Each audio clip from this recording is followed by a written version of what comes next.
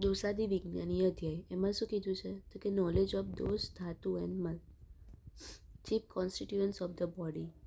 દોષ ધાતુ મલામૂલમ સદાદિ હસ્ય. આ most IMP છે. આમાં આ શ્લોક મૂકી દે છે અને એવું કહે છે 5 માર્ક્સમાં કે એક્સપ્લેન કરો.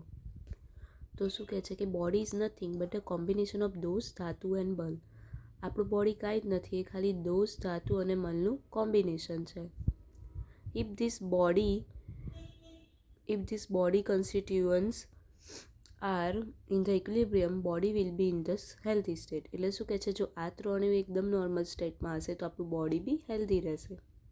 Dosa when aggravated manifest their sign and symptom in accordance with the degree of aggravation. એટલે શું કીધું કે જો દોષ વધશે તો એ એના સાઇન અને સિમ્ટમ બતાવશે અને એને લઈને જ એગ્રેવેટ થશે. પછી શું કીધું, those in the state of diminution gave up their normal sign and symptoms and those in the state of equilibrium operate properly. હવે જે ડિમિનિટ ઓછા થઈ ગયા છે, ઘટી જશે, એ એના સાઇન એન્ડ સિમ્ટમ એની રીતે બતાવશે અને જે ઇક્વિલિબ્રિયમ નોર્મલ સ્ટેટમાં છે એ એને એ રીતના બતાવશે.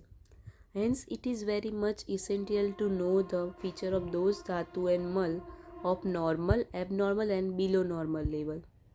એટલા માટે જરૂરી છે કે દોષ ધાતુ અને મલનું નોર્મલ, એબનોર્મલ અને એકદમ ઓછું લેવલ જાણવું જોઈએ.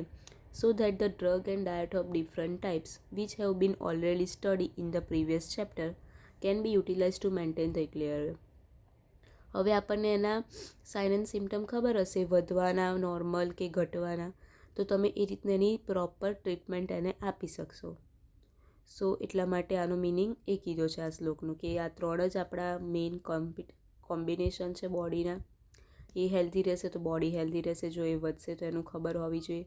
હવે એ ત્રણનું વધવું, ઓછું ને નોર્મલ કેમ ખબર હોવી જોઈએ? જો આપણને ખબર હશે તો આપણે એ ડાયગ્નોઝ કરી શકીશું. એટલા માટે હવે પ્રાકૃત દોષ કર્મ.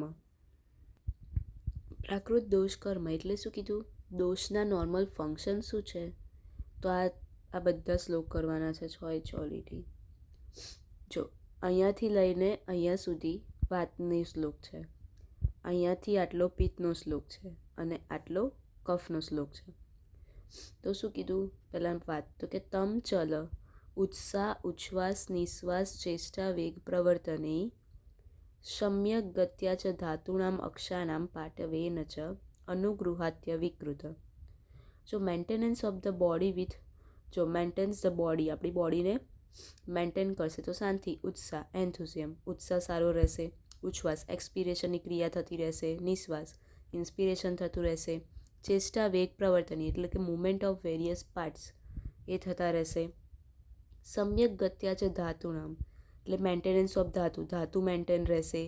પછી અક્ષરનામ પાટવેન છે expulsion of natural urges, natural urges complete expel થશે. And keenness of the sense perception અનુગૃહાત્ય વિકૃત, બધું પરસેપ્શન કરી શકશે. આ નોર્મલ ફંક્શન ઓફ ધ વાત, આ વાતના નોર્મલ ફંક્શન છે. આની આ બે લીટી લખવાઈને એક્સપ્લેન કરી દેવાનું. આવી રીતે શ્લોક લખીને પછી છે ને સંસ્કૃત વર્ડ નીચે લખવાનું, આવું ડાયરેક્ટ સેન્ટેન્સ ના લખવાનું. તો કે ઉત્સાહ, તો ઉત્સાહનો મિનિંગ કે maintains the body with enthusiasm, ઉચ્છ્વાસ એક્સપિરેશન, નિશ્વાસ ઇન્સ્પિરેશન, એવી રીતે. પછી પિત્તનું શું કીધું, પિત્તમ પક્તિ ઉષ્મ દર્શને શ્રુટ ટ્રુટ રુચિ પ્રભા મેધાધિ શૌર્ય તનુ માર્દવે.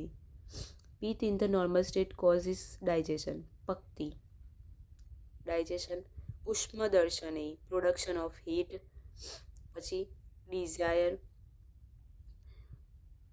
પછી શું કીધું શ્રુટ તો કોઝિંગ હંગર, ટ્રુડ thirst, colour and complexion of the body રુચિ પ્રભા, મેઘા એટલે વિઝન જોવું, ઘી એટલે ઇન્ટેલિજન્સ બુદ્ધિ, પછી શૌર્ય એટલે બ્રેવરી, તનુ એટલે softness of the body parts.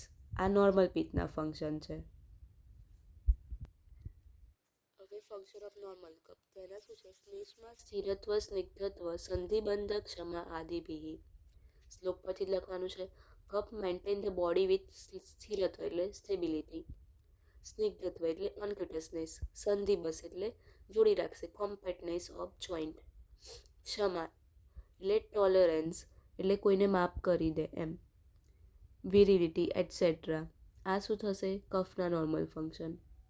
તો આ શું થયું? પ્રાકૃત દોષ કર્મ એટલે દોષ, વાત એટલે વાત પિત્ત કફ એના નોર્મલ ફંક્શન. હવે પ્રાકૃત ધાતુ કર્મ, જે 7 ધાતુ છે એમના નોર્મલ ફંક્શન શું છે? ધાતુ કર્મનો આ શ્લોક પ્રિયનમ જીવનમ લેપ સ્નેહ ધારણ પૂરણે ગર્ભોત્પાદસ્ય ધાતુનામ શ્રેષ્ઠમ કર્મ ક્રમાત્ સ્મૃતમ. પ્રિયનમ રસ ધાતુ, એટલે રસ ધાતુ causes satisfaction, nutrition to the tissue and nourishment to the રક્ત. સેટિસ્ફેક્શન આપશે, ધાતુને ન્યુટ્રિશન આપશે. અને પછી બધાનું આ કોમન કે આગળવાળી ધાતુને નરિશમેન્ટ હશે, નરિશમેન્ટ ટુ ધ રક્ત, જીવન રક્તનું લાઈફ આપશે. પછી કલર એન્ડ કોમ્પ્લેક્શન આપશે, પછી એ નરિશમેન્ટ કરશે માંસ ધાતુનું. પછી એટલે માંસ ધાતુ લેપ કવરિંગ ધ બોડી, સ્ટ્રેન્થ આપશે અને મેદ ધાતુને નરિશ કરશે. પછી શું કીધું? મેદ ધાતુ. તો મેદ ધાતુ શું? અનક્યુટસનેસ, સ્નેહ એનું મેઇન છે. લ્યુબ્રિકેશન આપશે, stability to the eyes and body આપશે ને આગળની ધાતુ એટલે કે અસ્થિને નરિશ કરશે. અસ્થિ ધાતુ એ શું? ધારણ.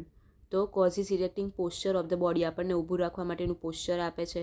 અને મજ્જા ધાતુને નરિશ કરશે. મજ્જા ધાતુનું પૂરણ એટલે fill the cavity of the બોન.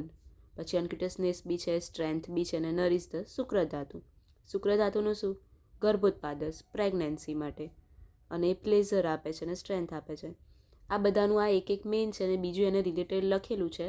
અને ત્રીજી વાક્ય એવું બનશે કે આગળની ધાતુને નરિશમેન્ટ કરે છે. તો જે લીટી કરી છે એ એના મેઇન ફંક્શન છે, શ્લોકમાં એના જે મિનિંગ છે ને એના. તો આ ધાતુ કર્મનું એક્સપ્લેનેશન લખી દેવાનું જો નોર્મલ પૂછે તો. હવે મલ, સ્ટાર્ટિંગમાં જ ચેપ્ટરમાં કીધું આમાં દોષ, ધાતુ, મલ ત્રણે ભણીશું. તો દોષના નોર્મલ ફંક્શન આવી ગયા, ધાતુના આવી ગયા, હવે મલના. તો મલના શું છે? અવસ્તંભ પુરીશસ્ય મૂત્રસ્ય ક્લેદ વાહનમ સ્વેદસ્ય ક્લેદ વિધૃતિ. અવસ્તંભ પુરીશસ્ય એટલે પુરીશનું નોર્મલ ફંક્શન શું છે? અવસ્તંભ એટલે ફિઝિસ cause strength and support the વાત એન્ડ પિત્ત. સ્ટ્રેન્થ આપશે અને વાત અને પિત્તને સપોર્ટ કરશે. મૂત્રસ્ય ક્લેદ વાહનમ, યુરિનનું શું છે? ક્લેદ વાહન. Urine causes the elimination of the excessive moisture from the body. Urine આપણી બોડીમાંથી જે વધારે પડતું મોઇશ્ચર છે એને બહાર કાઢે છે. અને સ્વેદનું શું? સ્વેદસ્ય ક્લેદ વિધૃતિ.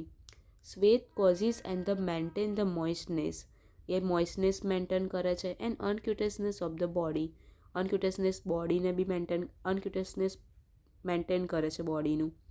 અને supports the hair on the skin, આપણી સ્કિન ઉપર હેર છે એને બી સપોર્ટ કરે છે સ્વેદથી. તો આ પુરુષ, મૂત્ર અને સ્વેદના નોર્મલ ફંક્શન થઈ ગયા. પુરુષનું અષ્ટમ એટલે સ્ટ્રેન્થ આપી, પકડી રાખવા, સપોર્ટ આપવું. મૂત્રનું ક્લેદ વાહન બધું એલિમિનેશન કરવું. અને સ્વેદનું ક્લેદ વિધૃતિ મેન્ટેન કરી